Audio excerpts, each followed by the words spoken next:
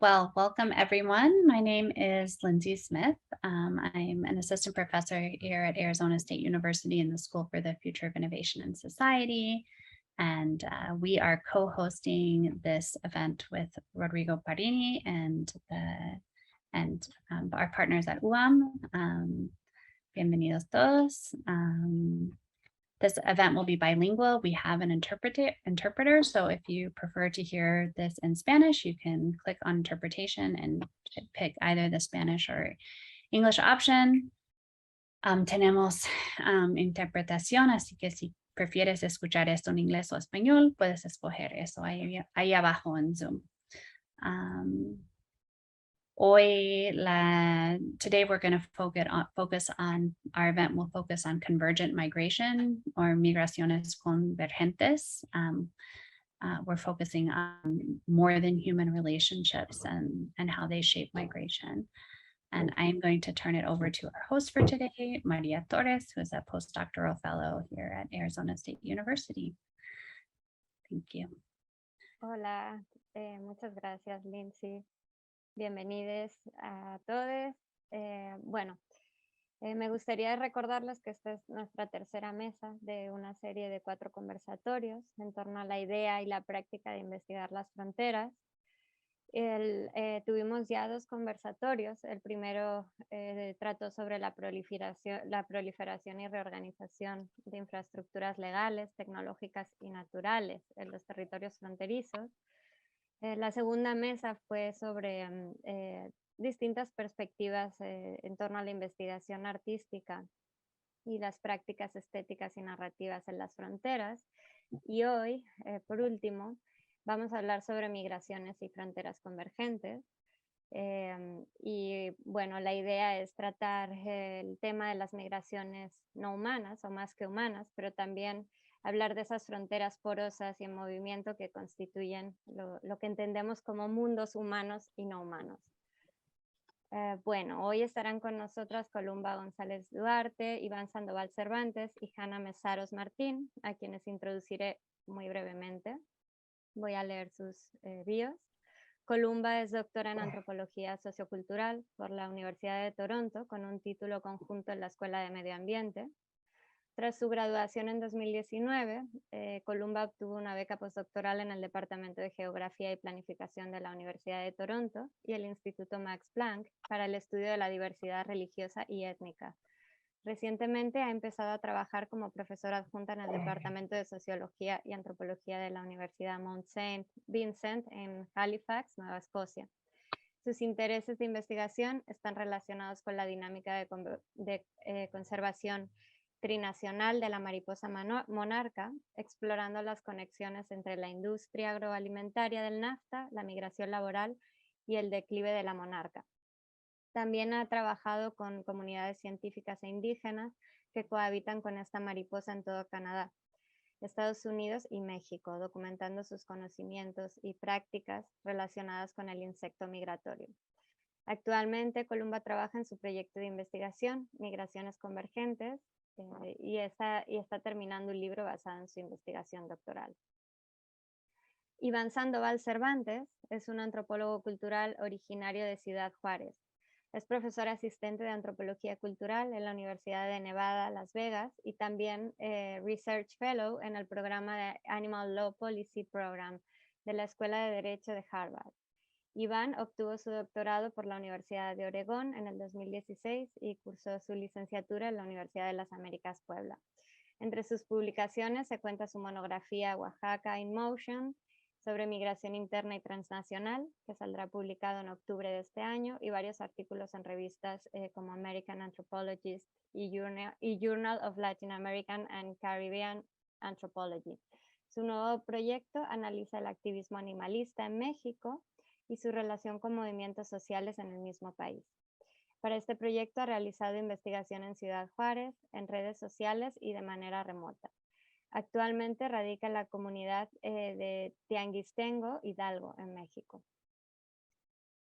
Por último, Hanna Mesaros Martín es artista, cineasta y escritora. Es doctora por el Centro de Investigación de Arquitectura de Goldsmith, en la Universidad de Londres.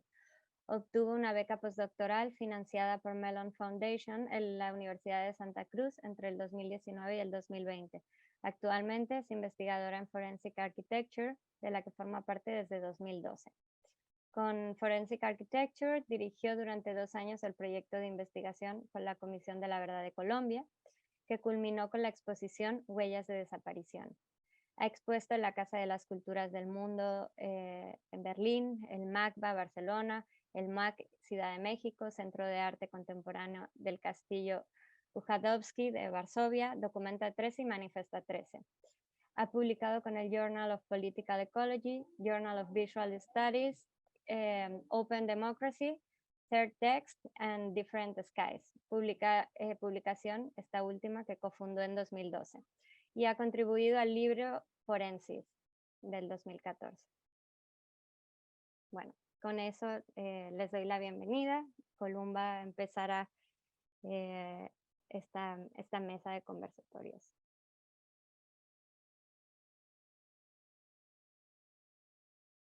Hola a todos. Voy a compartir mi pantalla.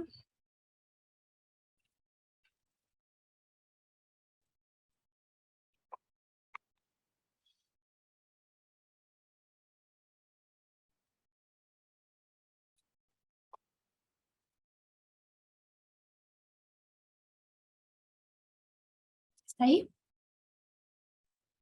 Sí. ¿Me escuchan bien? Sí. Bueno, les agradezco la invitación al grupo de SGS Borderlands y a este seminario de Investigar las Fronteras, Ecologías, Materialidades y Estéticas. Tengo 2 pequeños acknowledgements que hacer antes de comenzar. El primero es que estoy dándoles esta charla desde el territorio Mi'kmaq, que es un territorio no cedido. La misma Universidad Mansan Vincent University se encuentra en ese territorio y estamos por, de hecho, observar el Día de Verdad y Reconciliación mañana en todo el territorio que hoy se conoce como Canadá. Mi forma de reconocer que estoy en esta tierra como invitada es también hacer énfasis en la forma de desplazamientos indígenas en lo que hoy conocemos como Norteamérica, sobre la que se construye Norteamérica. Espero que mi trabajo, que parte de lo que presento hoy, contribuya a este reconocimiento. El segundo dato que quiero proporcionarles es que llevo una semana sin luz debido al huracán Fiona, así que culparé a Fiona de cualquier eventualidad que pase con esta plática, porque ha sido un poco difícil lograr hilar mis ideas para presentarlas. Principalmente estoy presentando trabajo que he hecho a lo largo de los últimos años en mi doctorado y postdoctorado, pero tengo algo de trabajo, digamos, muy emergente que está en proceso con esta idea de ecologías portátiles, y bueno, me encantará escuchar sus comentarios al respecto de ello. Antes de entrar en esta idea de migraciones convergentes, tengo que darles una pequeña idea de cómo migra esta mariposa monarca con la que yo he trabajado en los últimos años. Hay 2 migraciones de monarca, la del este y la del oeste. La del este es más pequeña y se contiene en lo que hoy conocemos como el territorio de Estados Unidos. La del oeste, la del oeste y la del este es la migración más amplia, la que están ustedes viendo ahí en su pantalla en amarillo, que cruza de 2 fronteras, la de Canadá y Estados Unidos y la de Estados Unidos y México. Es, digamos, la más icónica, no solo porque es mayor, sino porque también cruza lo que conocemos como todo Norteamérica. Esta mariposa se mueve de norte a sur en el invierno para sobrevivir el clima que es muy frío en Estados Unidos y Canadá y la falta de su planta huésped. Es por eso que aquí tienen esta flecha que puse en amarillo que dice Milkwood Country. A partir de ese territorio tenemos más de esa planta huésped, y esa planta huésped muere en el otoño y reaparece en el invierno. Cuando la mariposa no tiene su planta, entonces desarrolló esta migración a lo que hoy conocemos como México, cerca entre el estado de Michoacán y estado de México, y pasa ahí 3 meses hasta que su planta está de nuevo disponible en el norte. esa mariposa que migra puede vivir hasta 9 meses para poder hacer la migración de norte a sur, pasar el invierno ahí y regresar. Pero a las siguientes generaciones, que veo ahí, pues ahí como segunda, tercera y cuarta generación, solo viven de 3 a 5 semanas. Esto es lo que lo hace pues muy espectacular porque expande su ciclo de vida en relación a esta planta. Entonces, mucho de mi trabajo no solo es sobre mariposas, sino esa relación que tiene con su planta huésped, que es milkweed o algodoncillo en español.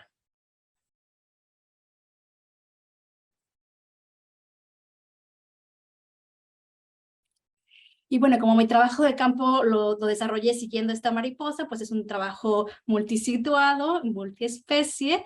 Mi idea original era moverme a través de sitios que eran icónicos para observar la migración de esta mariposa. Esos 4 puntos que ven ahí en rosa son más o menos las zonas por las que me moví. Pensaba yo, planeé ese trabajo de campo como un seguimiento de esta mariposa migrante, pero a lo largo de los años me di cuenta que en realidad había otros actores y actantes que se movían en paralelo con esta mariposa. Principalmente el maíz transgénico que migra de norte a sur, la planta misma, el milkweed, que ha migrado a lo largo de milenios del sur al norte, y también trabajadores migrantes que se mueven de sur a norte a los 2 países norteños. Esto es lo que llamo migraciones convergentes y que están muy relacionadas, como veremos en la plática, con el cinturón de maíz transgénico, que cruza los 2 países, Estados Unidos y Canadá.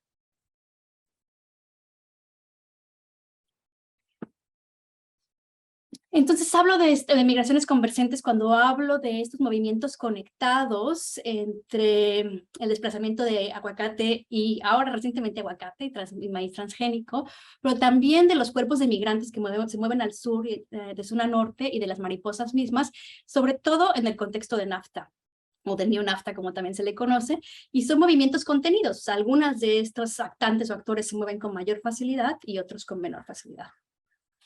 Y mi argumento general sobre esta idea de migraciones convergentes es que es claramente selectivo, pero que esta forma de contener el movimiento está establecido o descansa sobre formas de gobernanza coloniales que ahora se mantienen, por supuesto, con sus ciertas diferencias a través del concepto de Estado-nación y más aún asociados en un plaque económico, como el Tratado de Libre Comercio o el NAFTA.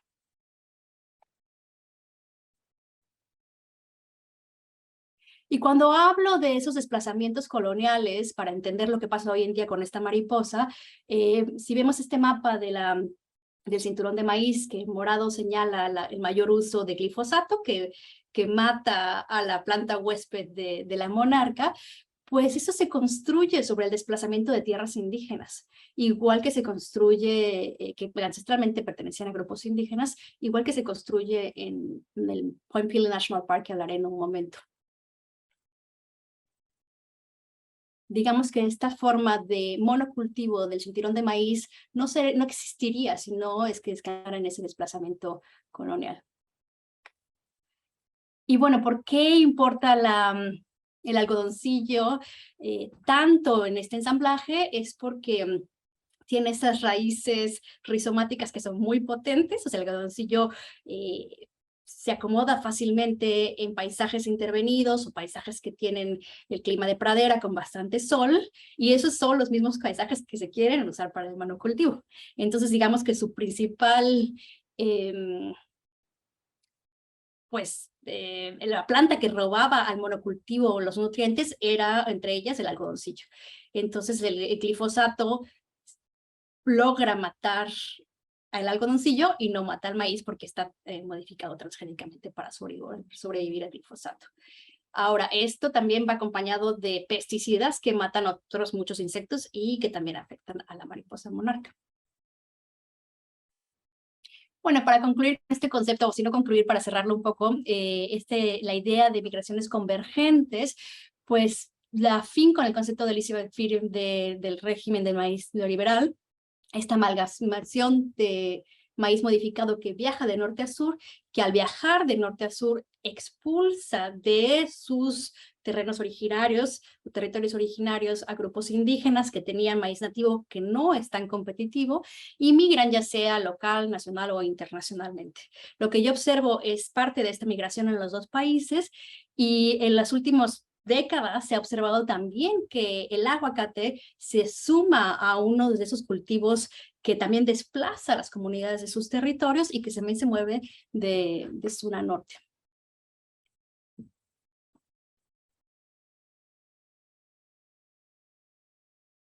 Ahora, para contarles un poco cómo observé yo esto en el trabajo de campo, voy a hablar hoy de Point Billy y National Park, que está en la punta más al sur de Canadá y también de Estados Unidos en un momento en las ciudades gemelas de Minnesota. Cuando empecé mi trabajo de campo, digamos que este era el ambiente. Yo trabajaba en ese parque nacional que observan ahí, esa pequeña puntita, que casi parece una isla donde las mariposas usan la punta, la forma de península para cruzar los lagos. Es un parque nacional que celebra las mariposas. Yo conocía muy bien a Selma, que está ahí, era una de mis interlocutoras, y también yo estaba ahí muchas veces en esa estación pues para entrevistar a la gente que quería saber de monarcas. Era una historia ambiental, como planeé también este trabajo de campo sobre el desplazamiento de grupos indígenas sobre el que se construyó el Parque Nacional. Y esto sucedió por algunas semanas hasta que fui enterándome de lo que pasaba fuera de este parque o de las fronteras de este parque, y es básicamente que esto también es parte del cinturón de maíz. Lo que ven en verde en este mapa es la zona de Canadá de las que se produce mayores cantidades de maíz.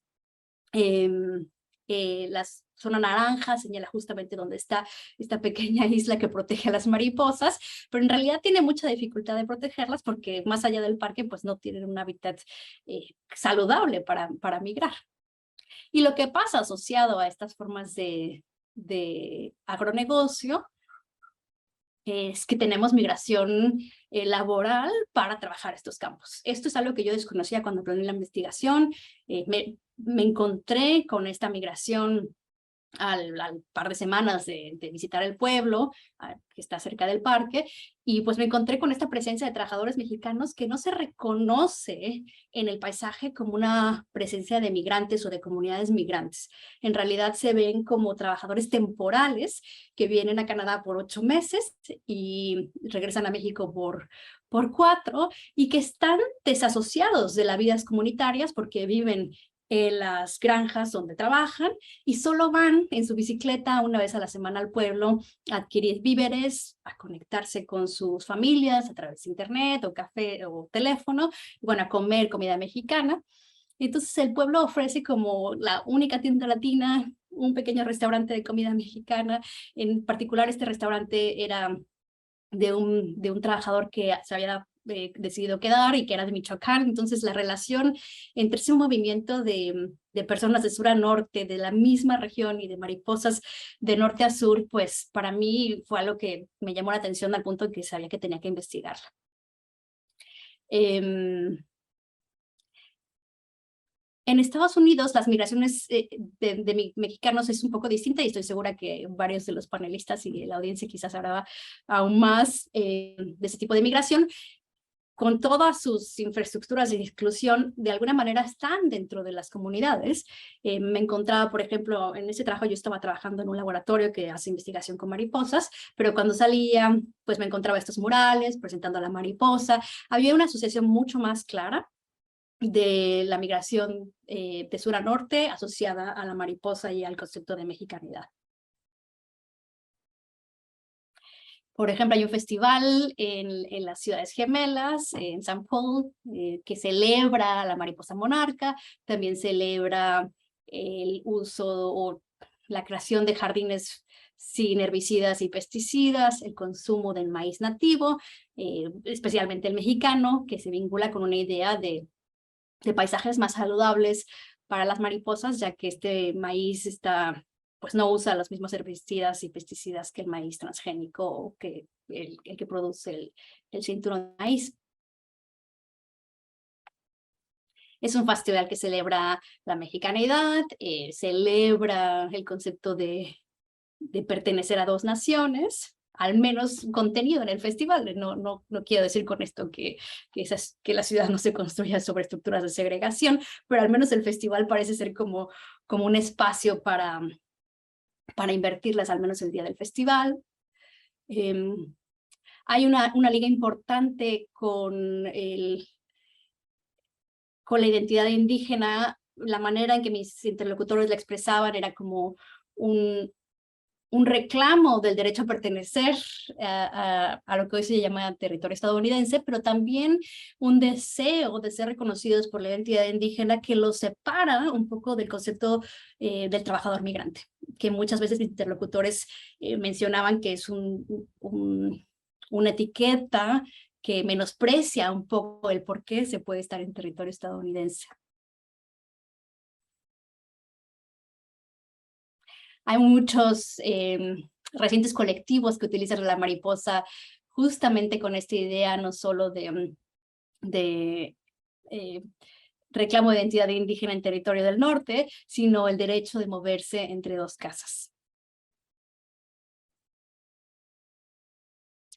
Y bueno, quisiera mencionar brevemente antes de pasar a la última parte de la charla, que para mí estos flujos entre la mariposa, el maíz, los trabajadores migrantes en los dos países, me parecían muy interesantes, pero siempre me enfrentaban un reto, me presentaban un reto en cómo abordarlos de una manera que fuera cuidadosa, que no hiciera paralelismos simples entre mi movimiento, que claramente era de bastante más privilegio, como un estudiante de doctorado, o el de las mariposas y los humanos, sino que realmente hablara de paralelismos en una forma compleja, que me llevara a un espacio de hablar de justicia multiespecie.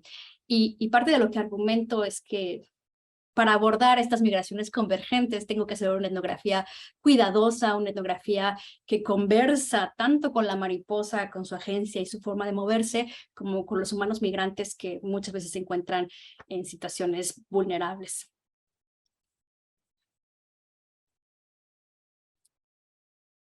Para estos humanos migrantes en los dos países, hacer esas conexiones entre su forma de moverse y la de la mariposa resulta reconfortante de alguna manera en explicar ese deseo de moverse a través de fronteras y no solo enfocar su movimiento como en términos de una expulsión forzada, sino un deseo de vivir entre una o más casas. Un poco como lo que ofrece la planta huésped, el algodoncillo a la mariposa.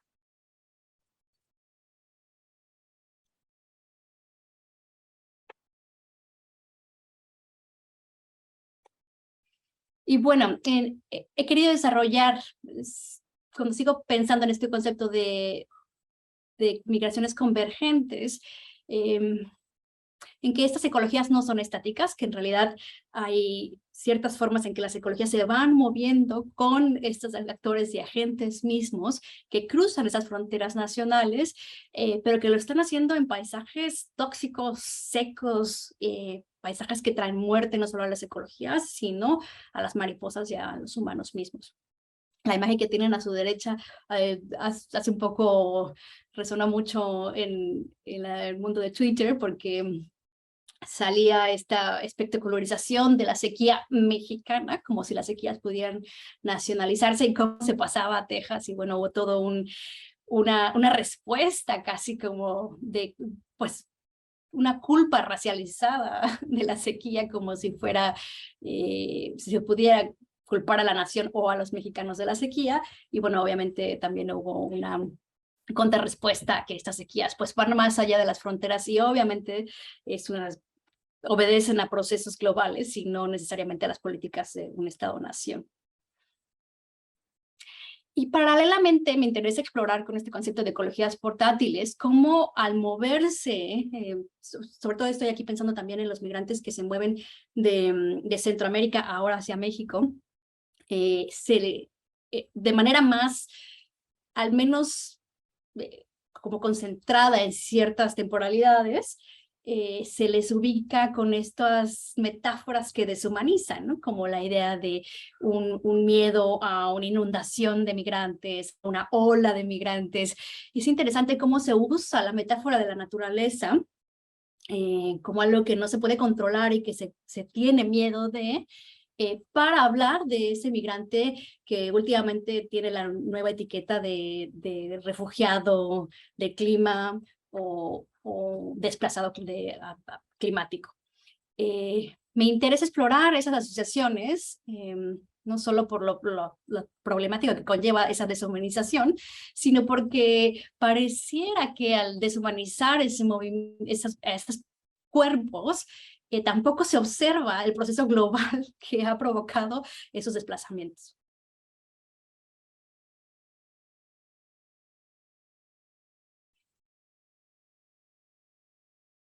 Finalmente, en el caso de la mariposa, lo que también me llama la atención es que hay una tensión una sobreatención, de cierta forma, en cómo este proceso de cambio climático afecta a la mariposa.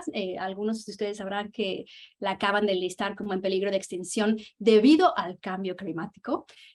Que por supuesto parte de lo que está afectando a esta mariposa es el cambio climático, pero me parece que otorgarle esa etiqueta muy amplia de cambio climático, pues no nos permite observar estos otros procesos muy claros de las migraciones convergentes que yo he observado.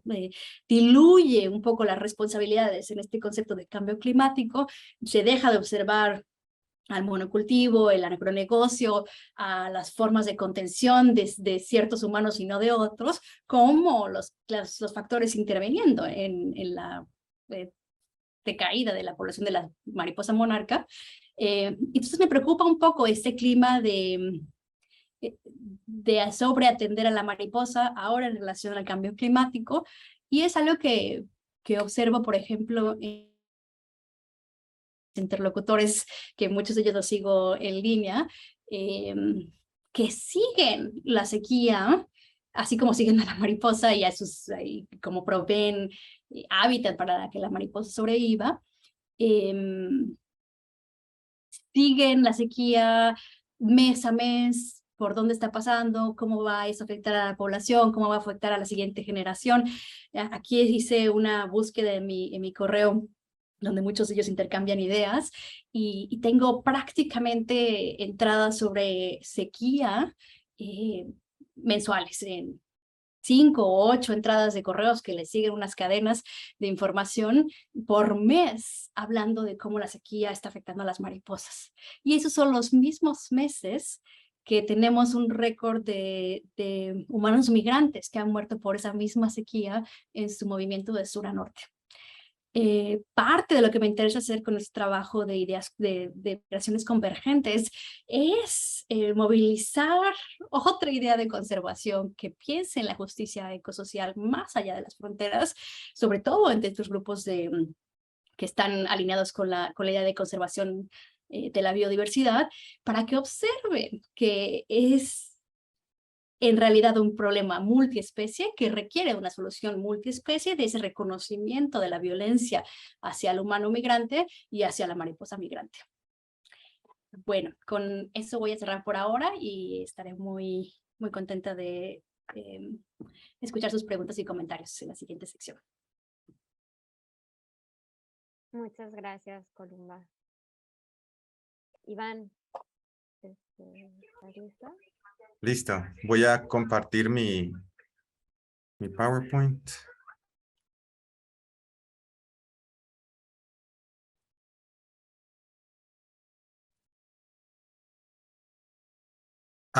Okay.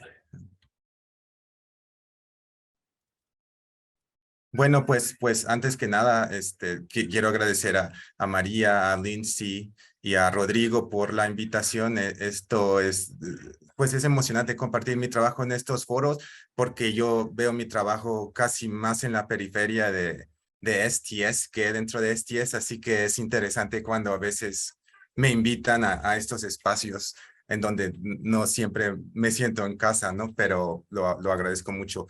Y bueno, quiero primero, pues también señalar que en este momento estoy en un territorio nahua y ñañu, estando en México, y también quiero advertirles que si escuchan de repente una explosión, son cohetes que están celebrando en la iglesia. Hoy voy a hablar de parte de mi proyecto que tiene que ver con rescatistas, principalmente en Ciudad Juárez, pero que por la pandemia también no pude hacer trabajo de campo en Ciudad Juárez y lo tuve que mover un poco a hacer trabajo en redes sociales y también hacer entrevistas remotas. Y voy a leer de mi teléfono mientras presento unas imágenes que realmente son más bien imágenes aleatorias un poco de la frontera. En Ciudad Juárez, en la frontera con El Paso, los perros están por todos lados. Se dice que unos años después de que Felipe Calderón empezara su fallida guerra contra las drogas, el número de perros callejeros se disparó y se multiplicó exponencialmente. Según una crónica de Al Jazeera América, del 2008 al 2011, el número de perros callejeros fue de 20,000 a 200,000. Esto explicaban Michelle García e Ignacio Alvarado Álvarez en el 2013, se debía al número de personas que se vieron obligadas a abandonar la ciudad en esos años, cuando Ciudad Juárez era considerada la ciudad.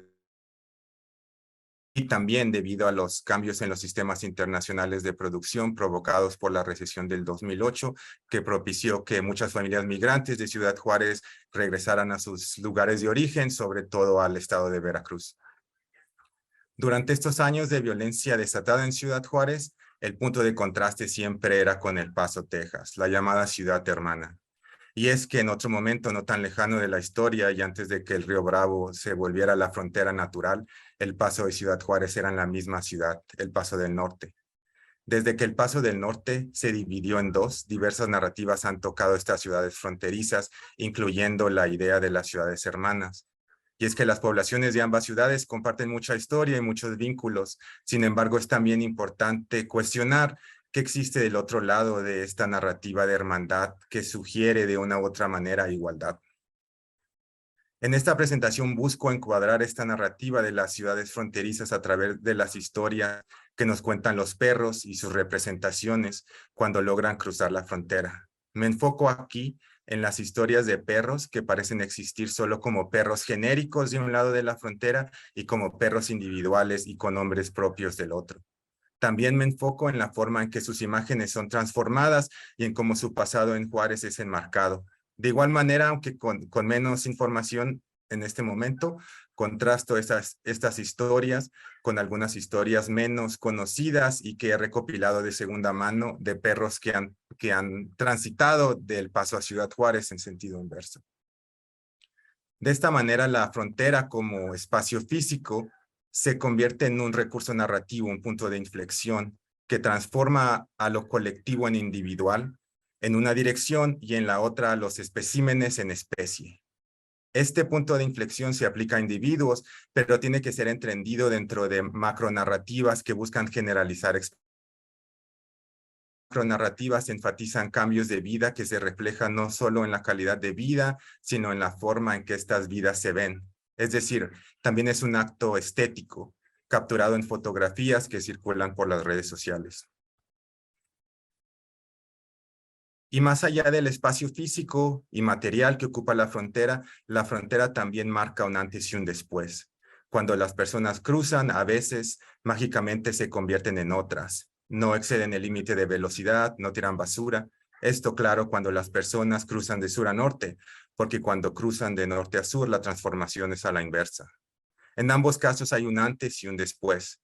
Así también uso la frontera para imaginar cómo los perros como especie y como individuos cambian y parecen viajar en el tiempo, extender sus expectativas de vida, a veces de manera radical, a veces de maneras poco esperadas.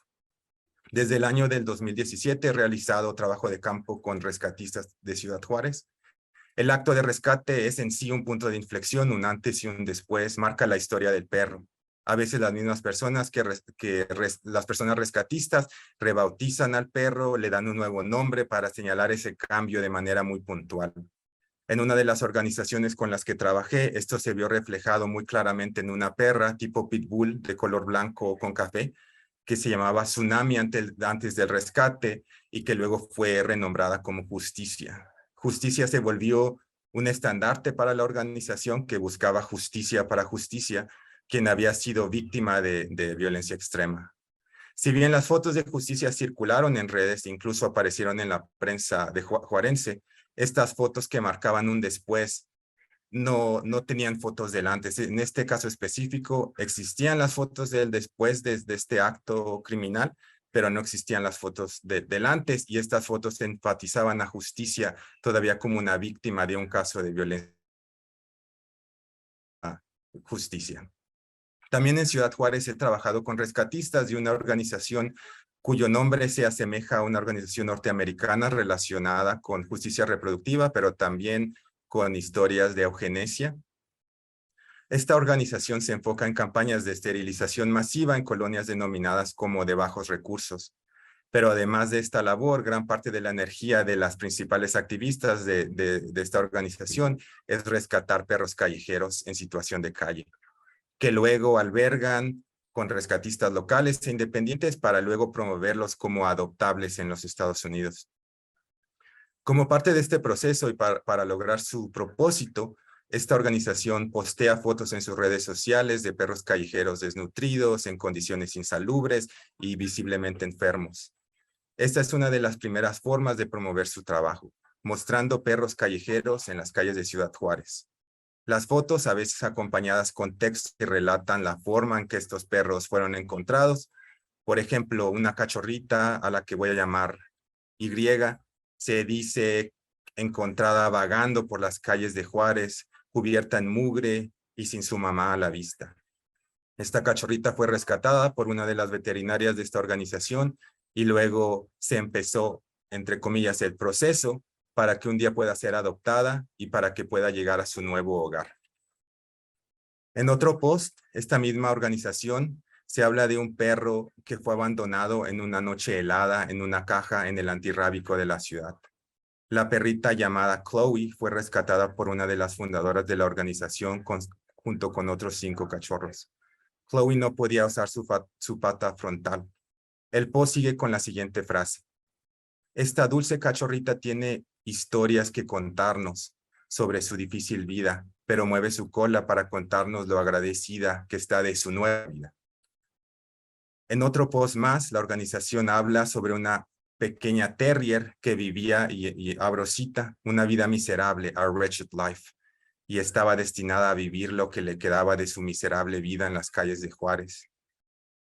Cuando la rescatista la vio, lo imposible se volvió un milagro y después de varios meses de rehabilitación, la perrita de un ojo, que ahora se llama Alvi, está en un vehículo hacia su nuevo hogar temporal y pronto estará disponible para ser adoptada con nuestra organización hermana en los Estados Unidos, cierro comillas. En estos 3 ejemplos se puede observar diferentes aspectos de cómo el rescate y luego la frontera se vuelve un punto de inflexión, un evento que existe en el espacio. También revela cómo las historias individuales de los perros no son más que generalizaciones sobre lo miserable que puede ser vivir en las calles de Ciudad Juárez.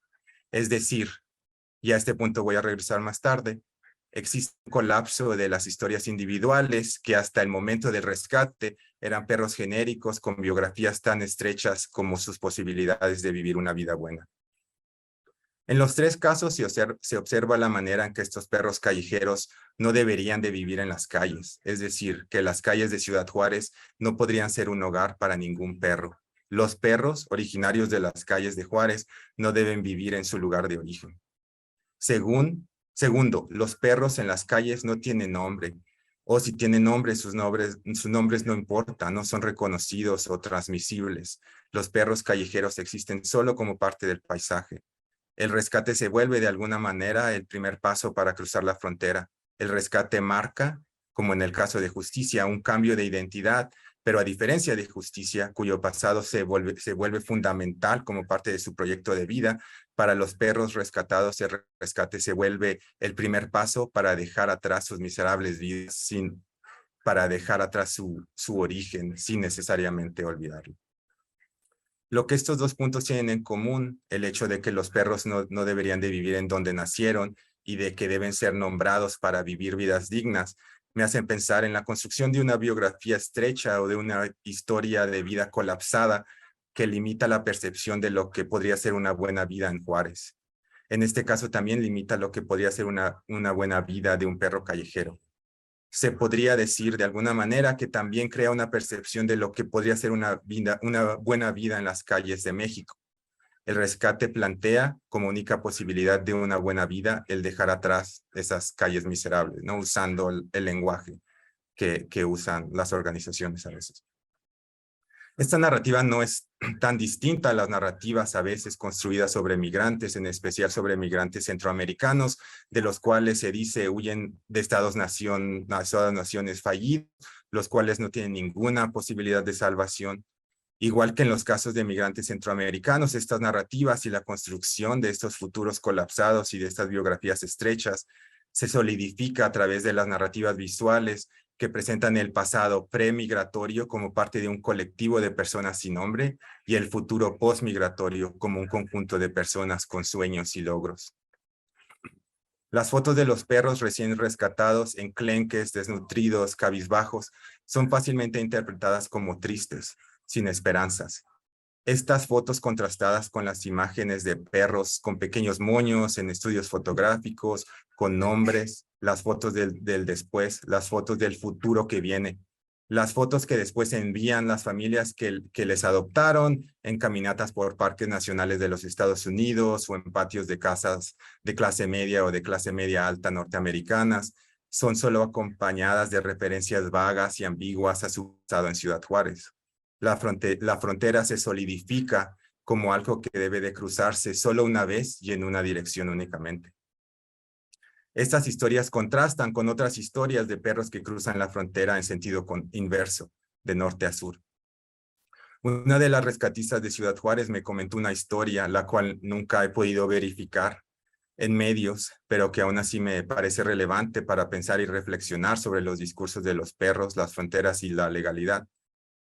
Alicia me contó sobre un perro pitbull que había atacado a una persona en Estados Unidos. Según ella, ese perro ya tenía que ser dormido por ese ataque. Sin embargo, su dueño encontró la manera de mandarlo a México para que siguiera viviendo. En otras ocasiones se han encontrado historias de perros que son transportados de Estados Unidos a México para pelear y a la vez de una cultura de pelea de perros, entre comillas, que viaja de México a Estados Unidos. Es decir, la direccionalidad marca mucho cómo son interpretados estos cuerpos y los humanos también que les rodean. Para terminar, quiero presentar a otra organización que, aunque es un primer acercamiento a lo que hace esta organización, es información nueva para mí y es la primera vez que hablo de esta organización. Esta es una organización que rescata perros que están literalmente cruzando la frontera, cruzando los puentes que conectan a Ciudad Juárez con Estados Unidos. Estos perros que cruzan los puentes que conectan a Ciudad Juárez con El Paso son reportados por un agente de la Border Patrol a la fundadora de la organización. En ocasiones los perros son resguardados por los agentes fronterizos y le llaman, cuidan a los perros y esperan a que vengan. Los perros entonces tienen que atreverse a cruzar la frontera, el puente.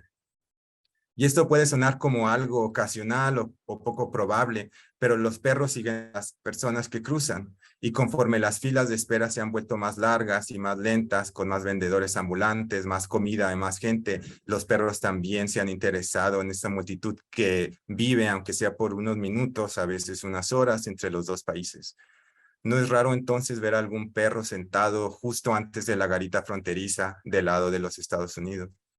Estos perros, los que cruzan, también son rebautizados, curados, alimentados y luego puestos en adopción, ahora con una nueva identidad y con una historia heroica de haber cruzado la frontera. Más recientemente, y tal vez muchos de ustedes han escuchado sobre esto en las noticias, más recientemente se ha vuelto viral algunos casos de migrantes venezolanos que tuvieron que dejar atrás a sus perros y cuyos perros fueron capaces de reunir suficiente apoyo institucional a través de las imágenes de los perros, cómo circulan. Hay organizaciones en los Estados Unidos, sobre todo, que buscan conseguir los fondos para poder hacer el proceso de cruzar a los perros y luego buscar a las familias con las que venían viajando desde Venezuela en algunos casos.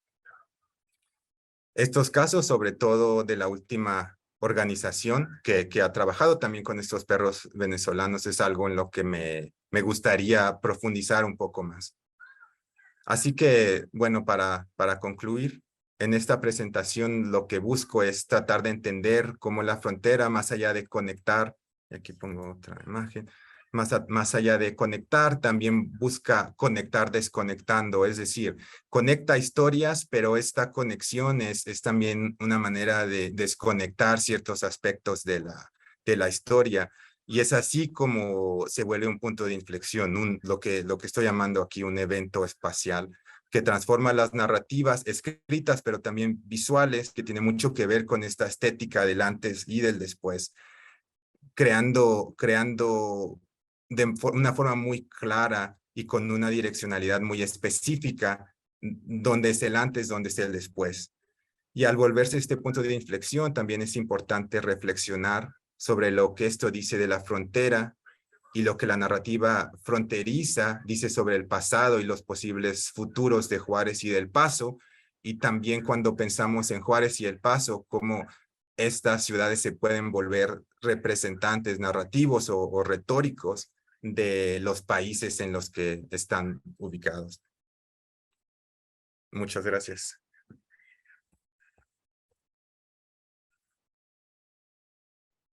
Muchas gracias, Iván.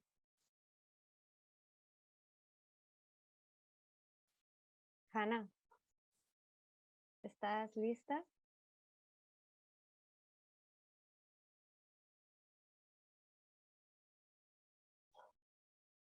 Creo que Hanna se desconectó. Aquí está, de vuelta.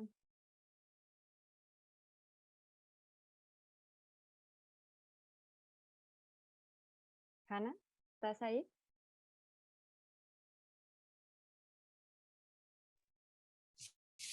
Sí, qué pena. Es que el internet se fue. Todo bien. No te Okay. preocupes. My turn? Hello? ¿Estás ahí? Can you guys hear me? We can hear you, yeah. Mhm. I think you might want to turn on This one? that light. Ah, this way. I think, guys, I might actually turn off my camera and prioritize my screen sharing just because I'm worried about the internet. But if you notice that a slide stuck, like as in, nothing is happening on the screen, that perhaps means that the internet here is failing. Okay. Anyway, I will do this.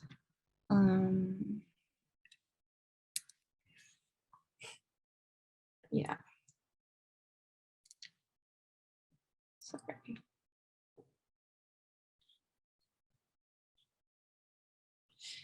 Okay. Well, okay, I'm gonna try to keep on the camera. But yeah, again, please just say something, interject, things don't seem right. First of all, I'm sorry I'm gonna be the weirdo who's speaking in English today. I'm thinking, yeah, I was a little bit too stressed to speak in Spanish today. Sorry. But anyway, here we are. Thank you so much for this nice invitation. I'm going to be speaking today about Earth. This is also to something that Maria requested that I speak a little bit about. This concept that I'm working with called Earthly Memories Method. I was going to present something else, but I think this is fine. Yeah, so I'll start. So the starting point for this concept of the outlawed earth is the historical and current criminalization of the coca plant, which is the plant you see on the screen. So in 1961, the Single Convention on Narcotic Drugs prohibited the cultivation of coca. And in doing so, the convention not only intervened in the human economy or cultural practices of the plant, but also in entire ecosystems in which this plant is found. As a result of this convention, the coca plant was condemned for the crimes of its alkaloid derivative, cocaine, states were given the power to destroy coca harvested illegally for drug production, but also to destroy it in the wild, suggesting that the plant itself was ontologically guilty in the eyes of the law even before it came into contact with humans. The methods that I use for this project, which began as a master's project, then became a PhD project, and then became a postdoc project, and now it's just a project, is practice-based, which means that it's a combination of academic research and artistic practice, but they're not mutually exclusive. So the artistic practice actually drives the methodology used for the academic inquiry. So the project is a combination of archival work, of field work or ethnography, of different cartographic mapping practices. This is a remote sensing study we're looking at on the screen, which I can talk about later. And then also participatory mapping. This is balloon mapping that I did in Northern Cauca. I should say that, yeah, this work all happens in Colombia, where I am right now. So these methods all came together as a kind of response to the problems that I began to encounter when investigating something such as environmental violence in the context of war, and in doing so in a visual sense. So I started to combine different methods as a way to address issues of scale and temporality that are pretty inherent to environmental crime, or let's say entangled forms of violence. Environmental violence is a problematic term. So materials that were derived from video analysis, let's say, that I took on the ground, or satellite imagery, which I worked with different scientists to derive, basically all had to be correlated across their own different scales, but also they needed to be put in dialogue with each other. And this started to become the technique, which, yeah, I'll talk a little bit more about, which is Earth Memories method. So with these materials that I collected during my PhD, I started to make this thing called the Archive of the Outlawed Earth. And the point at which this for me really started is in this space, which you're seeing on the right-hand side of the screen. Well, the greener side of the screen, which is a forest farm. It's a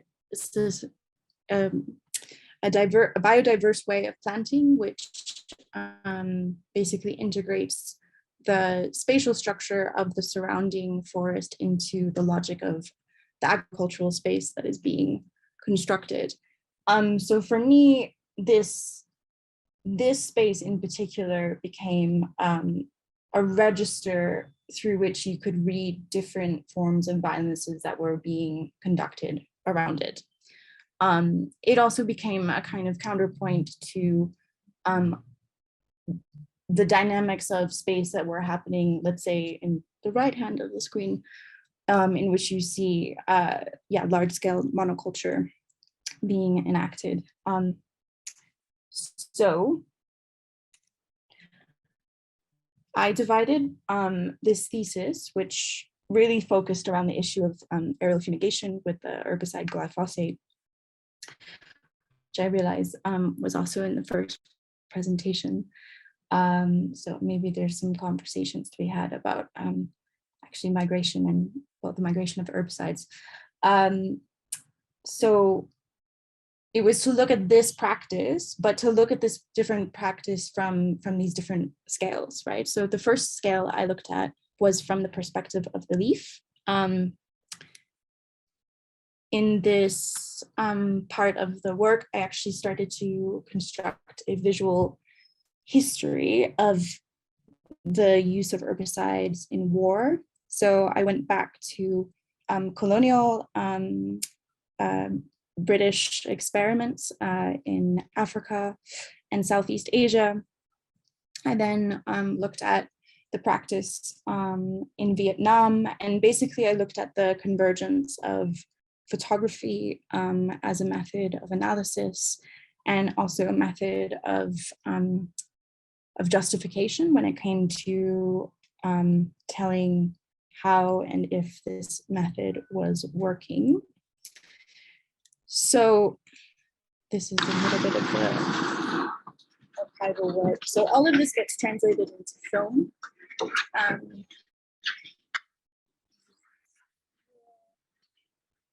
So this is looking at the archive. This is the National Archives in London, looking at early policy papers about fumigation and defoliants in counterinsurgency campaigns.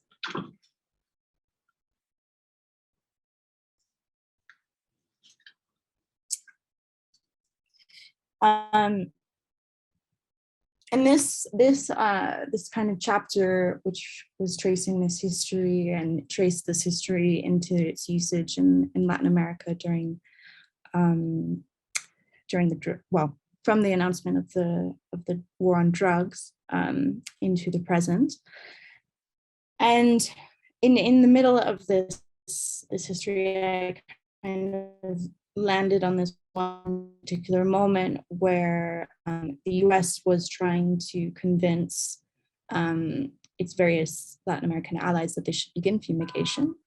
So what they started to do was to experiment with different herbicides in national parks in the US and film it, propaganda videos. And this clip that I'll show you right now is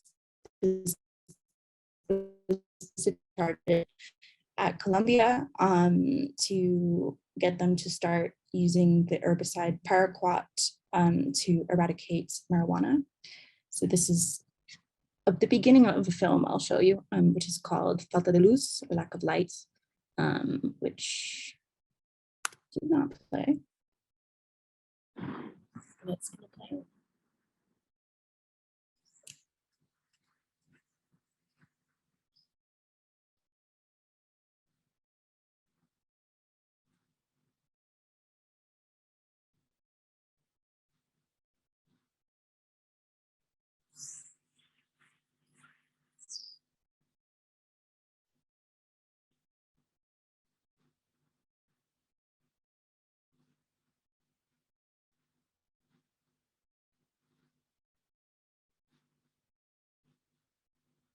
Hannah, there is no sound. That's unfortunate. Well, there's no actual sound. We want to now? make sure that, as I said, operates safe. Okay, yes, now. If we encounter any It's okay. opposition, we have the people that will move in to handle that situation. Our people as guides know the country, as we've already said. We expect them to move to the location as swiftly as possible. And we think the operation will go smooth. We don't anticipate any really encounters, but if we do have them, we'll then let the people that are specialized in handling these particular activities, let them move in and take care of it. And as we each one do our own thing, I think we can see an operation operation.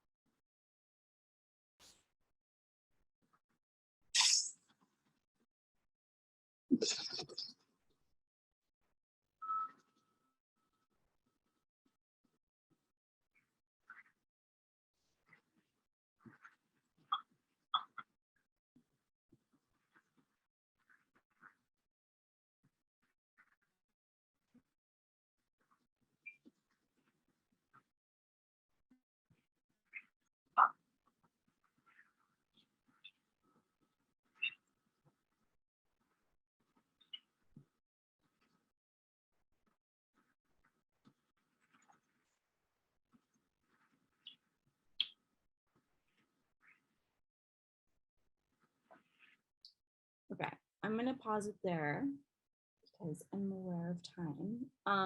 I just wanted to show you a few clips of the beginning of the film, just because it's basically taken directly from the DEA or US Drug Enforcement Administration's archives.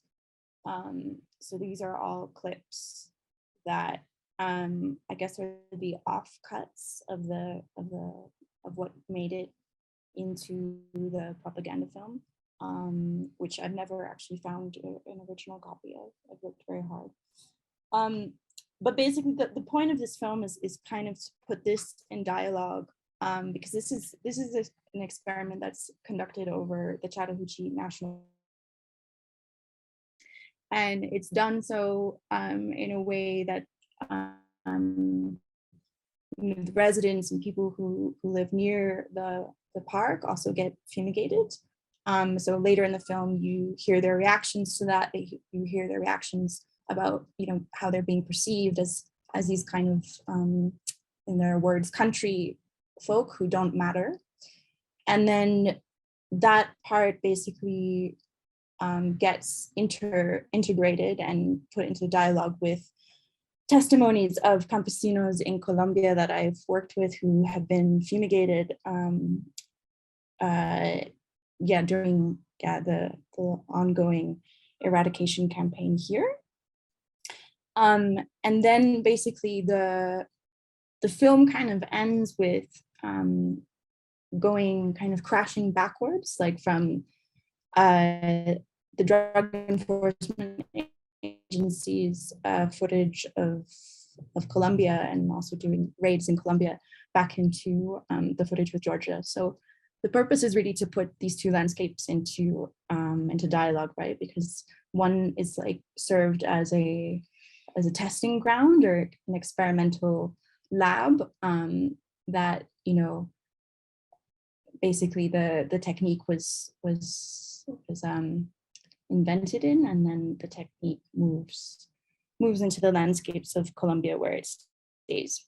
But I want to move also to the next slide and try to get a little bit into earth memory as method, because obviously we need to start scaling up, right? And we can't only look at like leaves as the visual evidence of this use of herbicides. I also studied its effects on. So this was the next scale of the work. And during this scale, there was this kind of attempt to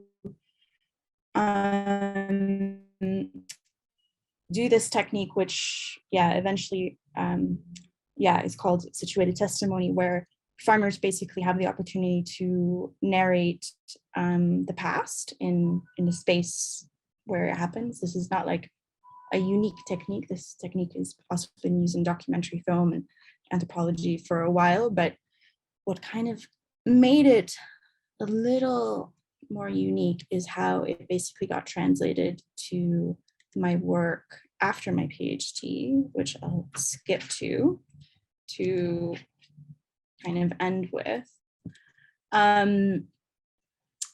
So this is showing you a frame from a film. This film was made during a project that I worked on with the Colombian Truth Commission. This is a project about land dispossession in an area of Colombia called Urabá, which has intensive banana monoculture. And essentially what we kind of did to address this very complex dynamic issue of land dispossession was to kind of push forward this technique of situated testimony into a way in which that it was not only people that were narrating the past, but also that it could also be the earth itself that was narrating, and the two could also narrate the past together. So the way we did that was to take a gaming software called Unreal, and because it's a video game software, you can make different levels, And for us, these levels became like years, like time periods. And you could navigate to these time periods with the user, with the testimony giver, and basically model live in that time period. So in this image, what you're seeing is a campesino from this place called Coquitos telling us how he constructed his farm in the late 80s. And this for us was a very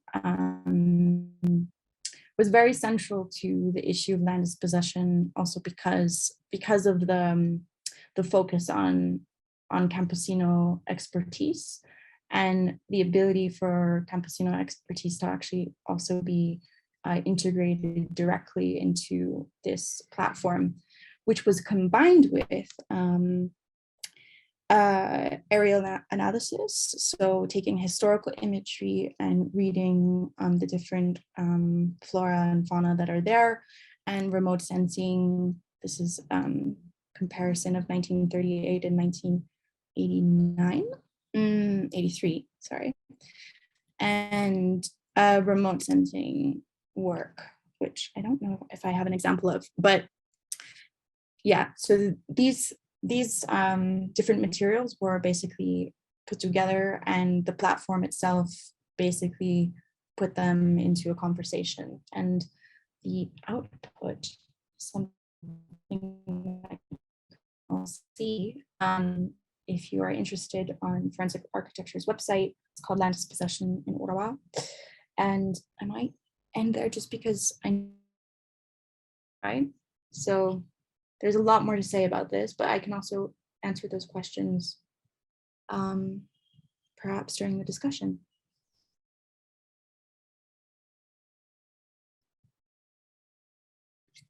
Okay, Hannah, thank you very much.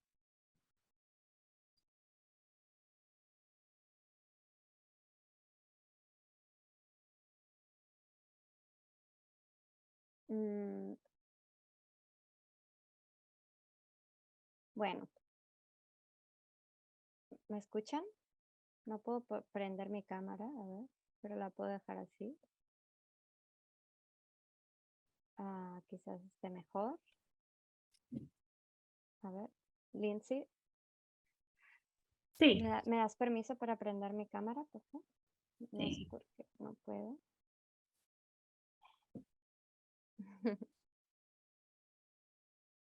Ahora puedes. Ok, super. Bueno, muchísimas gracias por sus presentaciones. Han sido realmente bellas, inspiradoras. Y bueno, yo tenía la intención de hacer como un pequeño comentario. Y querría resaltar 3 momentos concretos que siento que conectan las 3 intervenciones de hoy.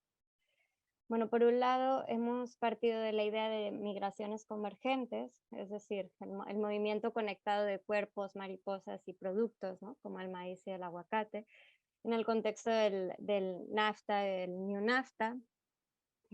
Columba analiza a través de este concepto la ecología política que afecta a mariposas inmigrantes y a plantas, y la manera en que estos seres en su tránsito por los 3 estados adquieren en sus cuerpos las marcas de un ecosistema dañado. Un segundo momento tiene que ver con la pregunta por la temporalidad y la historia, la escala, ¿no? Hablaba Hannah justo como de las diferentes escalas que atraviesan su trabajo. Y bueno, tanto Hannah como Columba e Iván tratan de dar cuenta justamente de las múltiples temporalidades, escalas y procesos de la violencia que operan en los 3 casos mediante modos enredados de destrucción de la vida humana y no humana, y que encuentran su expresión no solamente en la llamada guerra contra el narcotráfico o contra las drogas, ¿no? Según la retórica colombiana o mexicana, sino también en la violencia más lenta de extracción de recursos, del colonialismo histórico y actual y de la dominación de los estados-nación en un paisaje de desposesión neoliberal. Y bueno, entre la visibilidad espectacular de esta guerra, ¿no? Esta guerra contra las drogas en Colombia y contra el narco en México, y la invisibilidad justamente de la muerte lenta de plantas, de mariposas y humanos, el trabajo de los tres insiste en poner atención en estas conexiones espaciotemporales, ¿no? Entre violencias políticas y ecológicas que atraviesan, digamos, de norte a sur el continente y de sur a norte. Bueno, estos mundos multiespecie, de escalas y temporalidades diversas, se unen, decía Hannah, para contar, o se ponen en común, en diálogo, para contar una historia sobre cómo el neoliberalismo y su guerra contra las drogas es también una guerra contra el mundo natural. Y bueno, esta me parece como una frase muy contundente, ¿no? Que resume un poco el trabajo de ustedes tres, de las tres ponentes, de una u otra manera, ¿no? Y bueno, por último, el tercer momento tiene que ver con una cuestión de método, con la metodología. Por un lado, con la memoria de la tierra como método que plantea Hannah, o con la etnografía multiespecie, que ha salido por ahí en las presentaciones de Columba y de Iván. Y esta última propuesta, en concreto la etnografía multiespecie, aquí se plantea como una práctica de conocimiento distinta que nos invita a desafiar, dice Columba, el privilegio de la etnografía sobre lo humano y la tendencia de los académicos a pensar en solitario, ¿no? Además, nos ayuda, planteaba Iván, a prestar atención o a poner atención a otros seres y agencias y a cultivar relaciones más que humanas. Y esto puede enseñarnos a pensar de otras formas las fronteras y la violencia que las atraviesan, ¿no? Como en el caso de Ciudad Juárez y la historia de los perros.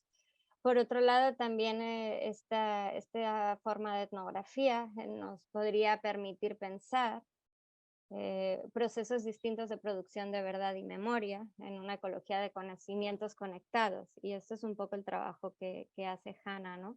A través de esta memoria de la tierra o memoria terrestre como método.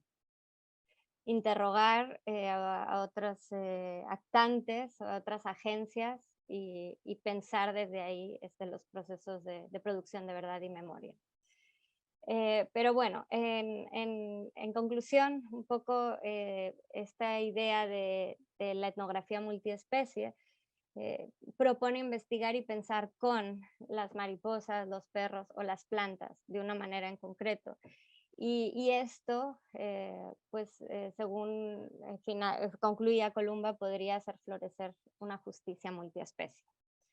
Bueno, a partir de estos tres momentos, yo querría plantearles algunas preguntas que quizás las puedo hacer como de una vez y abrimos la conversación y puede ir interviniendo también el resto de la gente.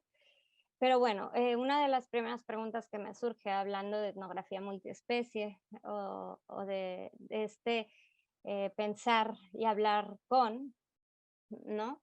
Es por qué es importante pensar y hablar con o conversar con perros, mariposas o plantas en un escenario de violencia y de crisis humanitaria, forense, migratoria, como es por ejemplo el contexto fronterizo entre Ciudad Juárez y El Paso o el conflicto armado en Colombia, ¿no? O sea, ¿por qué poner el énfasis en los perros, en las mariposas y en las plantas es importante? ¿Y qué nos permite hacer, qué nos permite pensar, qué tipo de relaciones revela y qué otras formas de conocer articula que no se logran, por ejemplo, desde las disciplinas humanistas de una academia más tradicional o desde el activismo humanitario?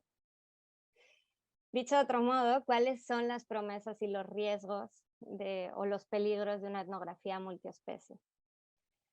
Por otro lado, tengo una pregunta que tiene relación con esta cuestión de la escala y de lo visible y lo invisible, ¿no? Como una pregunta por la representación. Y Y bueno, es para los tres, pero en particular pensaba en el trabajo de Hannah, ¿no? Que desde la estética forense y la investigación artística aborda justo este problema de la temporalidad y de los gaps de la mirada, ¿no? Que surgen en escalas espaciotemporales tan distintas, ¿no?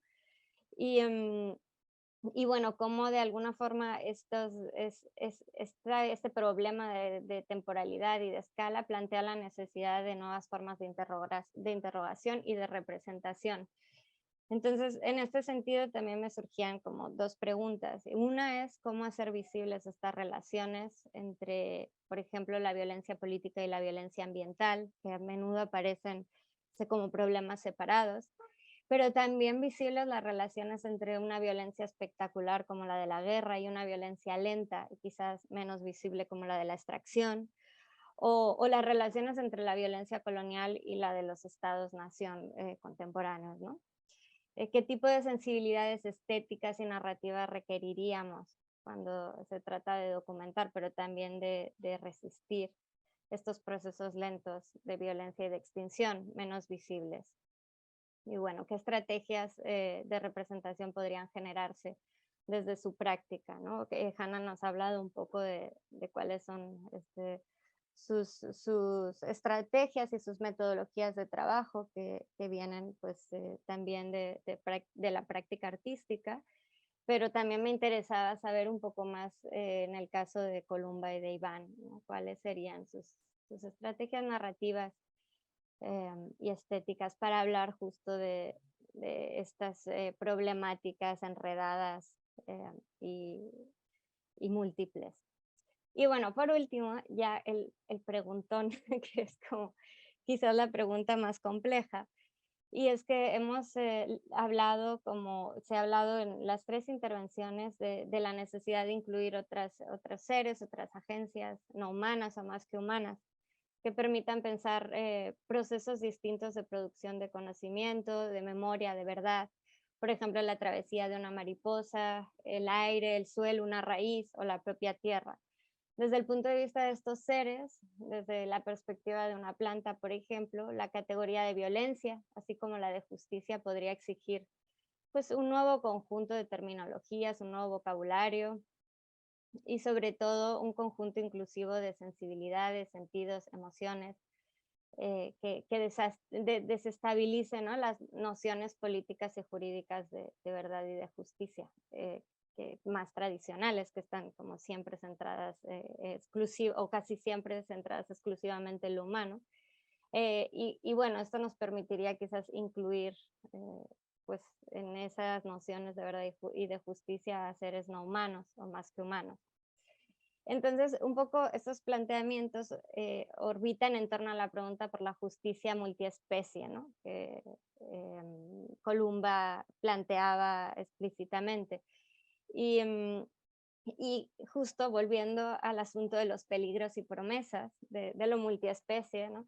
¿Cómo hacemos para que esta justicia multiespecie no se vuelva un nuevo discurso teórico impenetrable o una teoría más que nos distraiga, ¿no? de la tarea urgente de pensar seriamente las crisis que nos atraviesan, que son humanitarias, migratorias, ecológicas, y de responder ante ellas con responsabilidad? Entonces, bueno, en otras palabras, y con esto acabo, ¿cómo podemos pensar y hablar de manera crítica, cuidadosa y éticamente responsable de una justicia multiespecie, sin descuidar o minimizar procesos y contextos que involucran directa y masivamente la violencia, la injusticia y el sufrimiento de miles de seres humanos, ¿no? En definitiva, ¿qué imaginan por justicia multiespecie y qué implica y cómo puede dar cuenta de estos sufrimientos multiespecie? Y bueno, ahí lo dejo. Ha sido un comentario un poco largo con preguntas más largas. Pero bueno, si luego necesitan que vuelva a ellas, pues me dicen. No sé quién quiera empezar. Pues puedo empezar, pero no sé si tengo algo muy articulado. Pero sé que mis colegas me complementarán. Creo que voy a enfocarme en los... Mencionaste riesgos y promesas, me parece que fue la palabra que usaste, y que vuelve a tu última pregunta, que creo que bueno, es una que yo misma me he hecho a lo largo de entrar en el mundo multiespecie.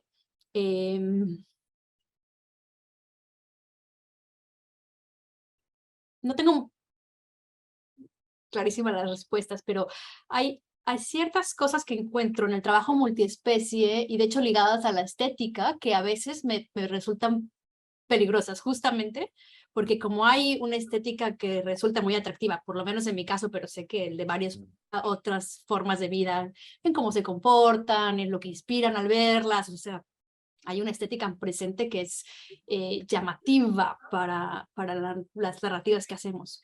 Y me preocupa que ese giro, que a veces también se liga al tema del giro ontológico, o este giro a las materialidades y la multiespecie, que también involucra las estéticas y el arte, que deberíamos apremiar, por supuesto, pero ¿qué es lo que pasa o lo que se diluye cuando se queda en esas formas como un poco estéticas, superficiales de comunicar algo, pero que no parece tener la profundidad de lo que es la fotografía, al menos como la veo o la vivo, debe ofrecer?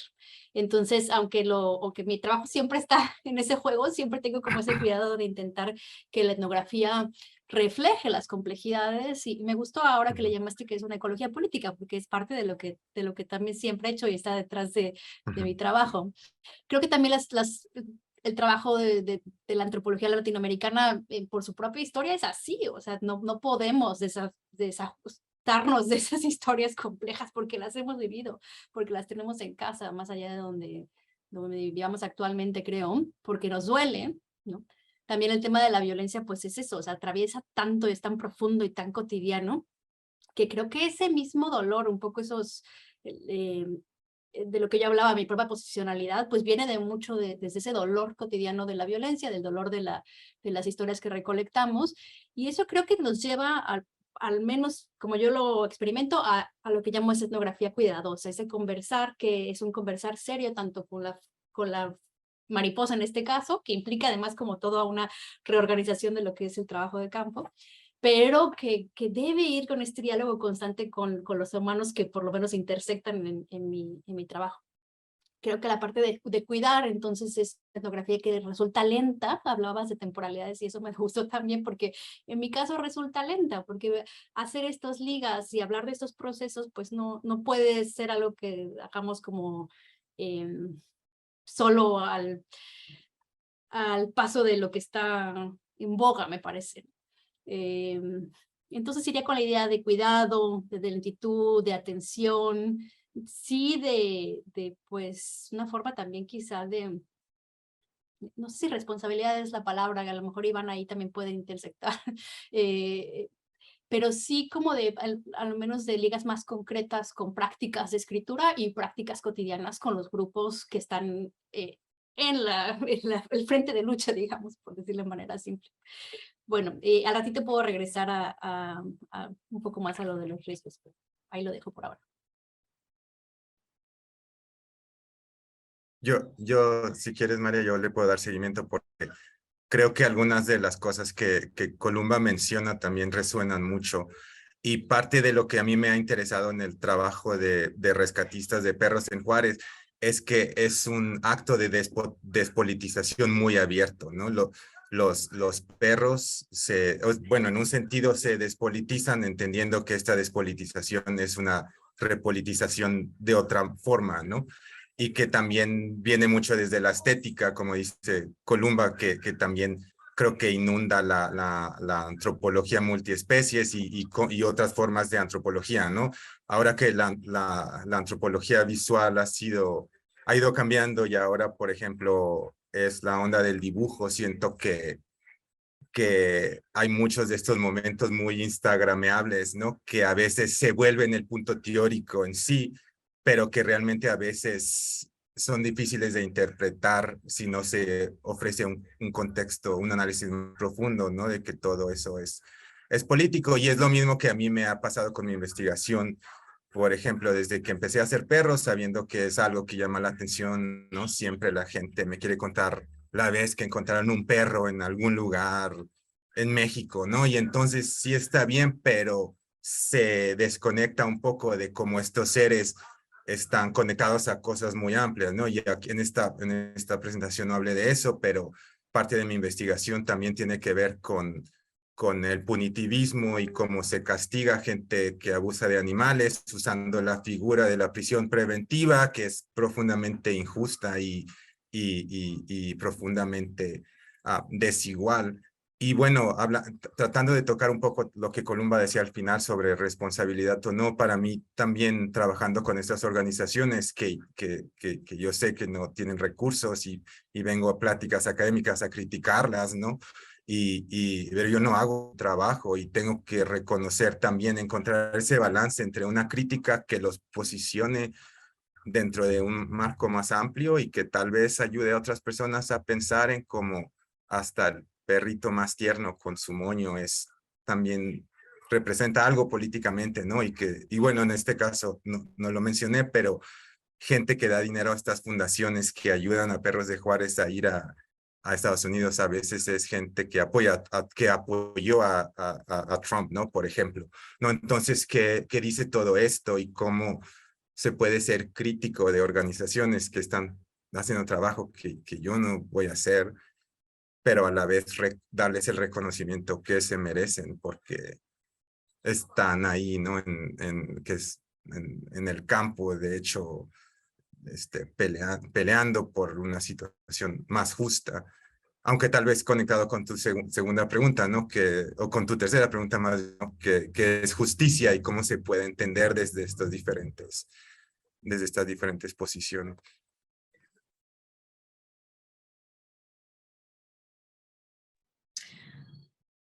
Wow, you have a lot of preguntas, Maria. I'm trying to like organize them a little bit in my head, but I think well, first I wanted to share with you all the kind of evolution of how the Truth Commission, who we were working with on this land dispossession project, first kind of took the idea of working with something called earth memory and the kind of reaction to that, because as you might imagine, it was not an easy thing to explain, especially to, I guess, traditionally minded human rights lawyers. And one of those fears that was kind of expressed, during those initial debates was precisely that, by focusing on something that was environmental, you would negate human forms of violence and also the consequences of violence on humans. And precisely what we tried to argue was that actually by speaking of one thing, you're also speaking of the other, and not just in the metaphorical sense, like an actual physical material sense. You are, when you are examining, the violence that has been enacted on a campesino farm in this region that we're working with, working in this project. It's not just to say like this is a byproduct or a consequence of war, which eventually the Truth Commission, as a very complex entity as it was, started to think, okay, yes, nature is a victim here. We can start to think along those lines. However, it was still not quite in line with how we were thinking about it, which was more that nature is not simply a victim or an inactive kind of backdrop on which this violence unfolds. It's also playing an active role, right? And that is also, in other, forms of violence, like you were talking about extractivism, right? And it kind of permeates, it permeates what we might think of as political violence, but it also goes into what we think of as slow violence. And really, like for us, it was to basically not think about these things as, like different forms of violence is coming together, but rather different, let's say, dynamics within the same form of violence, which composed the war itself. And this idea, yeah, was very hard to kind of get by.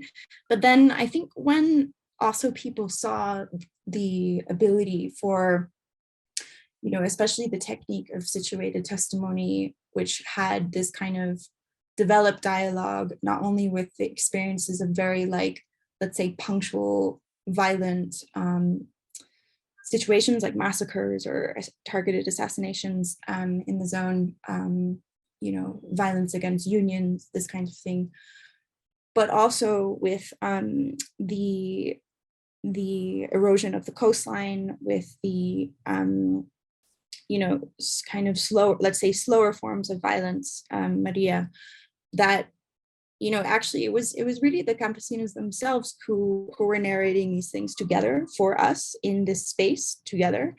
And I think it was just, yeah, also honoring their expertise on the ground that also made this this technique of earth memory as method kind of come together to tell this story of land dispossession, which is not really told in this way, academically speaking or legally speaking. So that was on the one hand. And then you had, sorry, there was another comment that you made. No, I think I'll leave it there for now, just to tell you about the evolution of that technique. And then we can move on. Ok.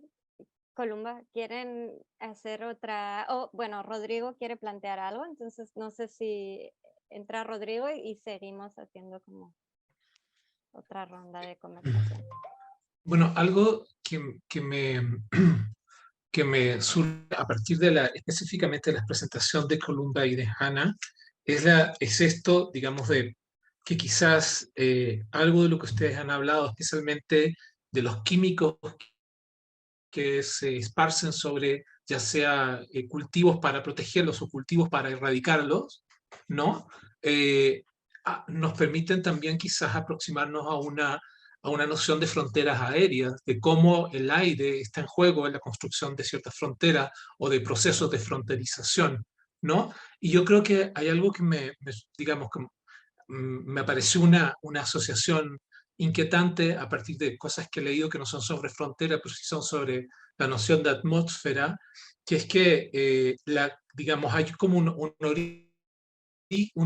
vínculo en la violencia del siglo XX entre genética y química bastante preocupante, ¿no? El creador, digamos, de los nitrógenos, de los abonos artificiales, es también el creador de los gases que sirven para asesinar a personas en la Segunda Guerra Mundial y que tienen que ver con las primeras guerras químicas de las que habla Sloterdijk, etcétera, ¿no? Entonces, ahí hay una digamos, cómo pensar estos cuerpos que están afectados por sustancias que se esparcen en el aire y que crean no solo atmósferas químicas y biológicas, sino que creo que también atmósferas políticas y culturales, digamos, quizás, digamos, como anuncios. Yo no sé si en el caso de Colombia es más explícito, en el caso de Canadá y Estados Unidos creo que no, pero que la química,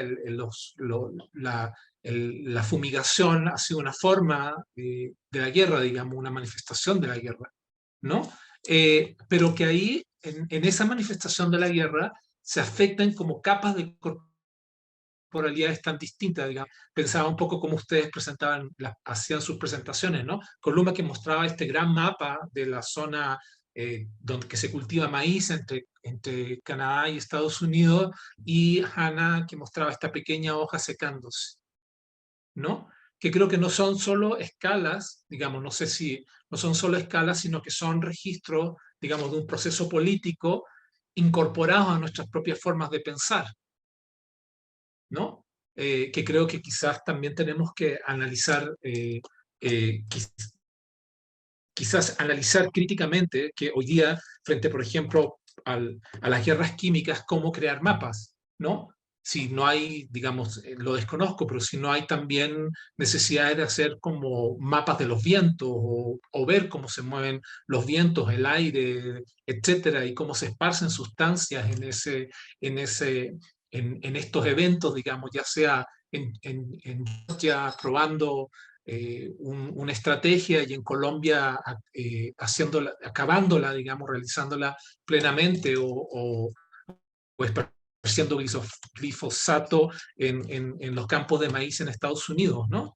Que afecta también la producción de maíz en México y en Centroamérica y que luego genera a su vez procesos migratorios o son uno de los motivantes de procesos migratorios, ¿no? Entonces, como aquí termino, es como si pudiéramos, digamos, pienso, o me motiva a mí a pensar como si hubiese una química de las migraciones y una química de la violencia, ¿no? Que está en juego en algún sentido en sus presentaciones, aunque quizás no es tan evidente en los estudios de migraciones más clásicos o en los estudios de frontera más clásicos o más, no sé si es clásico la palabra, pero como más resueltos, digamos, más establecidos.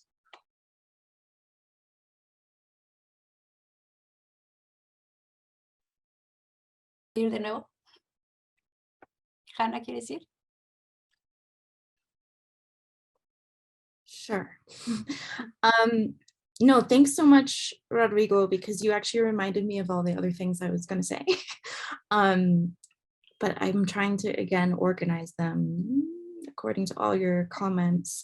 I mean, yeah, okay. So there's an important like connection here to be said about like, you know, not just talking about non-human bodies, but also talking about, yeah, the bodies of humans themselves when talking about these forms of violence. And I mean, just so, yeah, just this week, actually, a pilot from the Colombian army who had actually been spraying these herbicides since the 1980s. So like it was a direct result of like, you know, the images that I showed you that were then converted into, you know, this technique of fumigation, which was then instigated and started in the mid 80s here.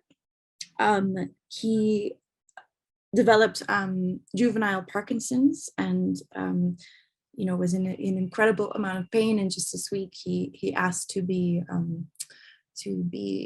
euthanized. And yeah, this is actually a new thing. I mean, new is relatively new thing you can do here. But I was thinking a lot about him this week because, you know, his body was, you know, with these chemicals for decades, basically. And it's like, there's a lot to be thought about here about the state and, you know, how, you know, doing this like state initiated along obviously with the United States act of eradication of this plant also has a direct feedback into the lives of humans and of course obviously the people who are living and cultivating these plants, right? So yeah, I was also thinking about the veterans of Agent Orange who died of cancer, right, a few years after they were fumigating it, and of course like the decades and decades and decades of generational trauma, violence, bodily violence that the Vietnamese people who were sprayed with Agent Orange feel, right? So another thing you were talking about is these borders and air borders, and also how that is permeating different periods of histories and different wars. I actually do go back to that Sloterdijk, that kind of Sloterdijk scene where he's describing what he calls like the initiation of what like the 20th century, right? 20th century forms of violence. And what distinguishes that from older forms of violence is this kind of, you know, using the natural world as your vehicle for violence, which thinking about it, like he names that moment where they put mustard gas into the air, right? And they basically use air as a vehicle for this, for a kind of death. I don't know if I still agree with him on that point, but I think it's anyway, it's an interesting point to like go back to also look at these connections between war and agriculture, right? And these kind of connections also that really went hand in hand when you look at the scientific developments between the use of herbicides in war and the use of herbicides in large scale agriculture, development of fertilizer, as you said. But what I wanted to say with this border, yeah, I mean, and to kind of connect it back to the body. So I actually went back to this text by, I don't know if you know the geographer Derek Gregory, who writes about, writes about aerial violence a lot. And he wrote about the firestorms in the Second World War. You know, the Allies that bombed Germany and basically also did so kind of something similar, right? By using a concoction of chemicals that they knew would kind of catch in the air and start these kind of firestorms. And the conversion of, you know, your space of air, your space of breathing into the space of death. I think that's what he calls it, the space of death. So I then started to think about that, yeah, in direct connection with how herbicides and aerial fumigation here in Colombia has been used. You know, that essentially what you're doing and why the space of the farm is so important. And again, it's not a metaphor for violence or for something that's happening. It's actually the space that is being attacked, right? It is converted into the space of death in this case, both for humans and for more than humans.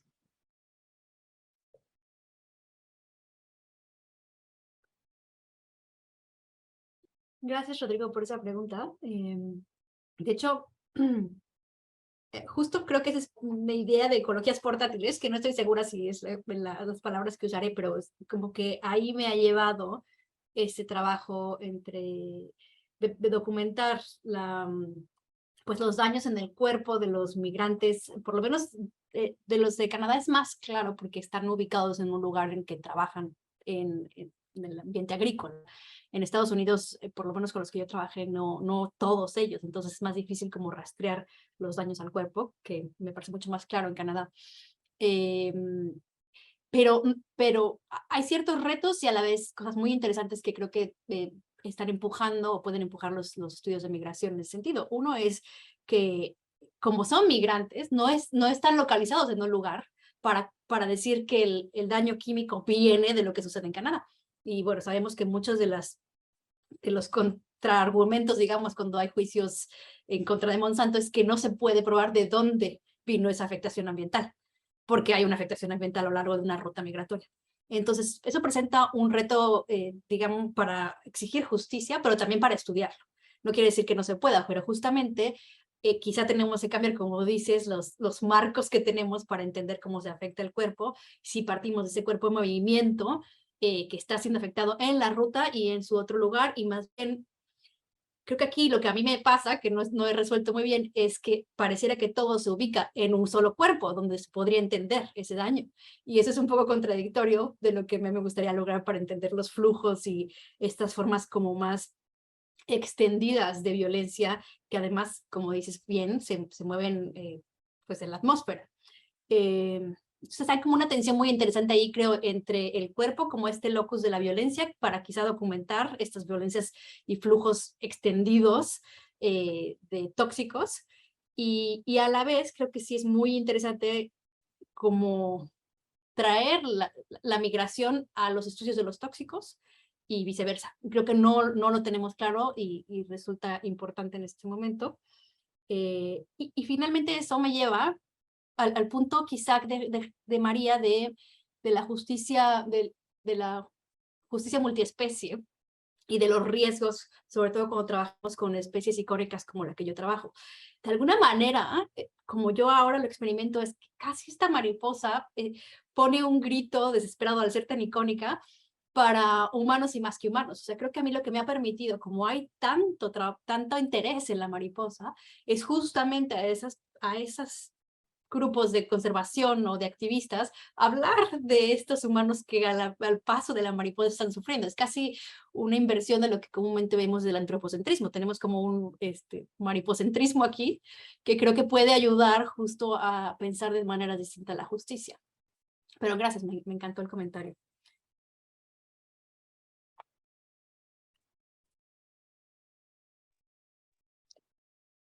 I have a question. This is Lindsay.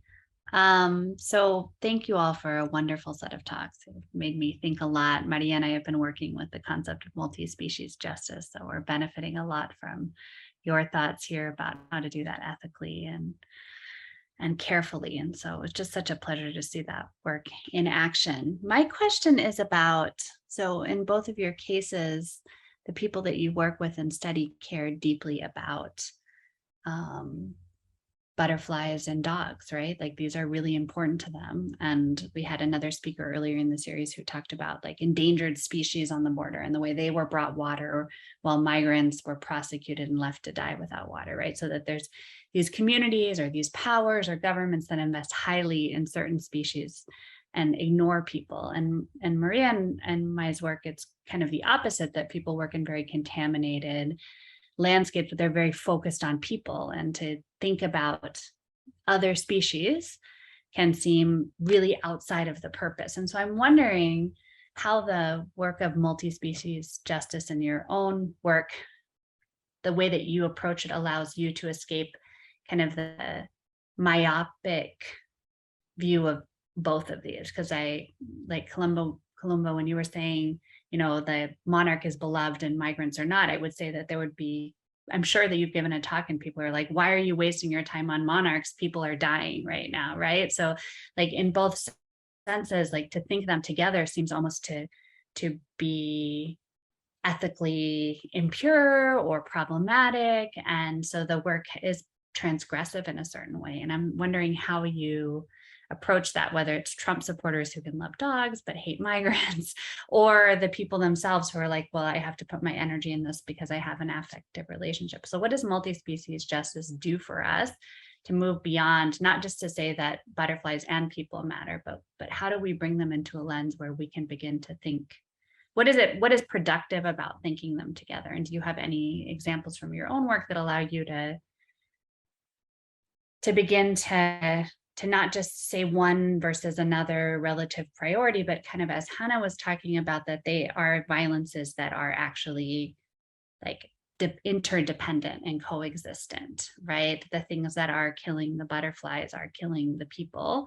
And why is recognizing them all together at the same place matter? What destroying coca destroys ways of life and also destroys people's health. And they ask, you know, so like,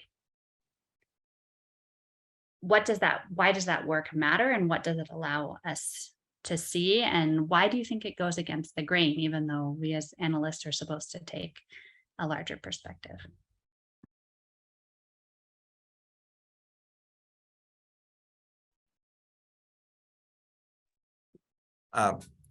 Bueno, voy a contestar en español.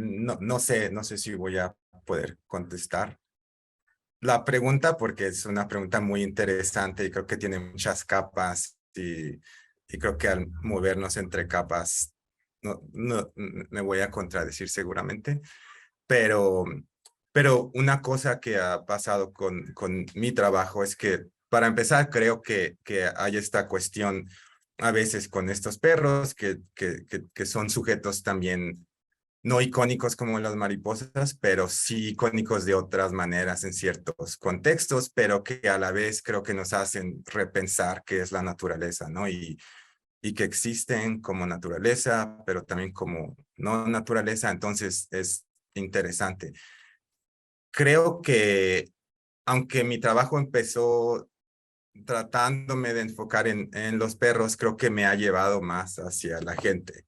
Y a veces sí empiezo a cuestionar si todavía estoy haciendo multi-species ethnography o si ya estoy haciendo otra cosa, ¿no? Pero una cosa que me parece interesante de esta pregunta es también cuestionar la manera en que actualmente pensamos que debe ser nuestra relación con los perros, y sobre todo en un contexto como México, donde cada vez, nada más hay que ir a Ciudad de México un día y ver que los perros como mascotas y los perros callejeros dominan la ciudad, ¿no? Vas a, no sé, un parque en la colonia Roma y hay cientos de perros. O sea, bajita la mano. Pero también se les llama perrijos, cada vez más mexicanos tienen hijos y los quieren, ¿no? Como equiparar a hijos, pero tú no esterilizarías a tu hijo, ¿no? Como, o al menos, no sin consecuencias serias, ¿no? Entonces, realmente, ¿cómo estamos pensando en esas relaciones humanos-perros concretamente, ¿no? Otros animales lo dejaré a otras personas, pero ¿cómo estamos dejando esas relaciones y cómo seguimos reproduciendo ideas de justicia que siguen enfatizando esos modelos que son 100% burgueses de la relación perro-hijo y humano, ¿no? Y eso es algo que, pues, no me vuelve una persona muy popular, creo, pero es algo en lo que estoy como tratando de reflexionar en términos de qué significa justicia para perros concretos, ¿no? Y para perros como una especie liminal.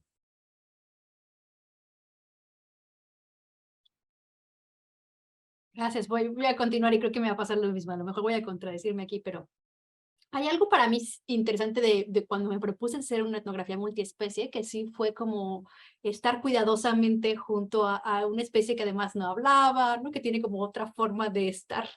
Y eso creo que me ayudó mucho a replantear mis propias ideas, justo lo que es naturaleza, lo que es un insecto, lo que es una mariposa, lo que es comunicación, lo que es voz. Entonces sí, o sea, claramente el enfoque multiespecie me llevó a ver mi investigación desde ángulos que no se me hubieran ocurrido, no hay manera. O sea, siempre pienso que ese pensar con la mariposa hizo mi investigación distinta y por lo tanto no creo que es mía. O sea, creo que es una investigación multiespecie en que la misma mariposa tiene como su presencia en esto que a lo mejor yo puedo contar en palabras. Y eso creo que es interesante porque desestabiliza nuestros conceptos justo de quién tiene la voz para hablar por quién, cómo planteamos la idea de cómo se construyen las epistemologías.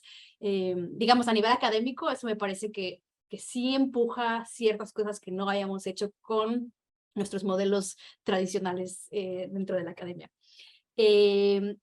Llevarlo al plano de la justicia, creo que justo es ahí donde empezamos a tener pues pocas respuestas.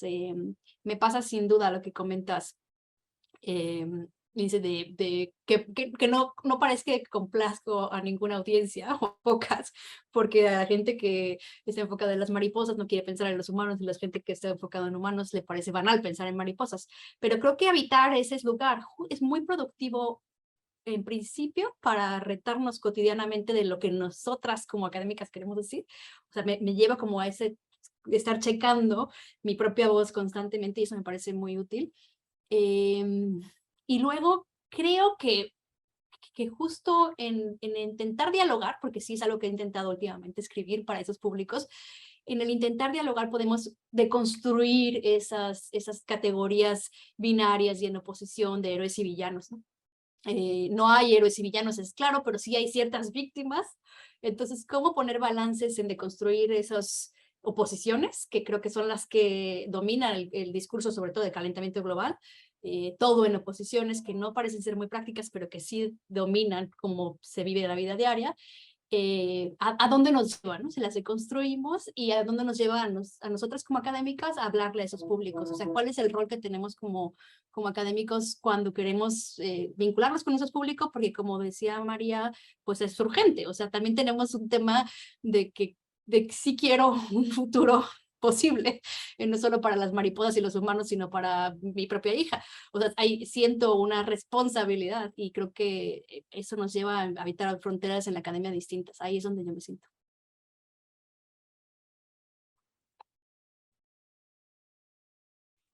I'm gonna say just maybe a quick thank you. I really have to go.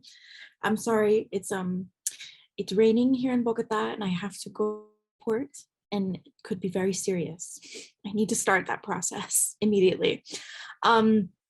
So no, just to say to your comment, Lindsay, that I think the key to like to maybe avoiding those kind of comments, like you're forgetting the humans and everything, is just to not trivialize these connections, right?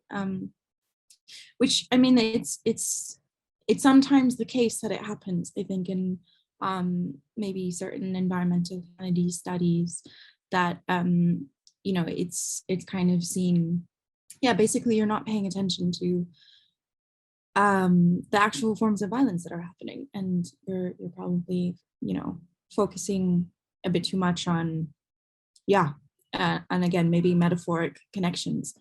But I think none of the projects here are really doing that.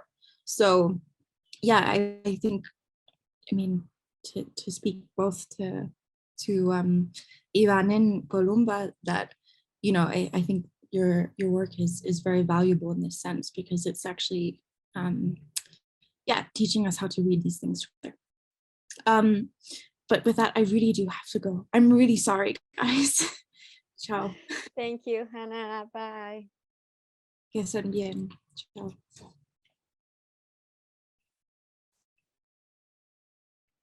Bueno, a mí me gustaría, nos quedan realmente 4 minutos, pero me gustaría también abrir pues las preguntas al público. No sé si alguien quiera hacer como una pregunta muy breve. Rodrigo, Octavio, Lindsay, también pues si quieren aprovechar, tenemos estos últimos minutitos. Si quieren hacer una pregunta, pueden ponerlo ahí en el espacio de preguntas. You can type your question and we can allow you to talk. I don't think you guys have the ability to raise your hands. Sí, sí se puede. Pero...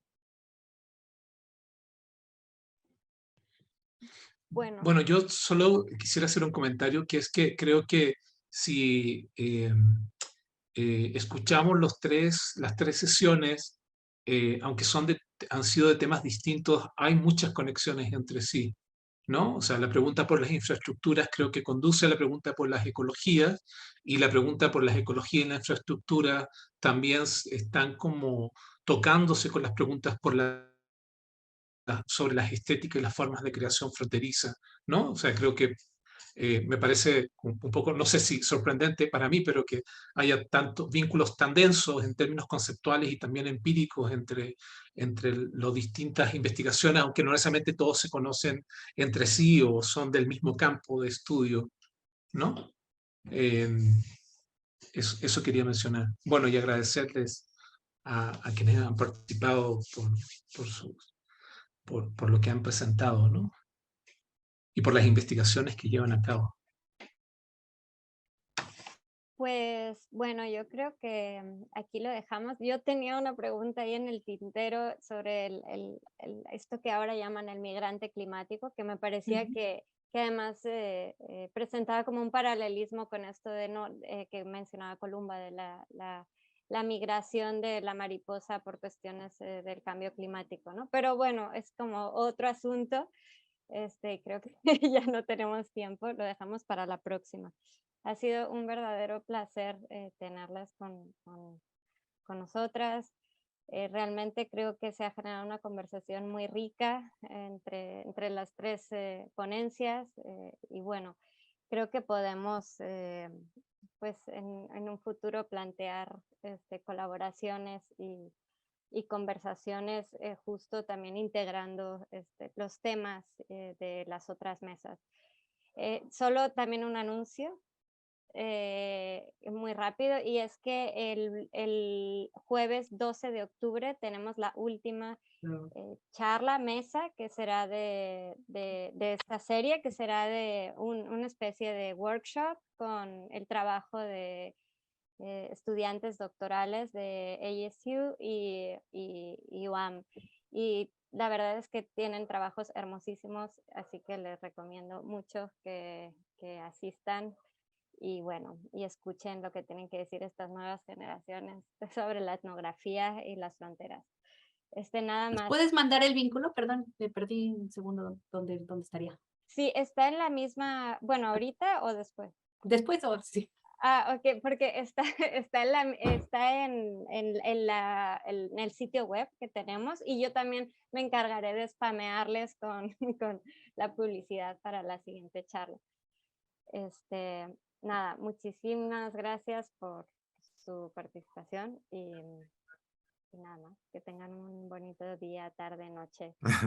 Muchas Muchas gracias. gracias, muchas gracias. Gracias. Adiós a todos. Adiós a todos. Bye.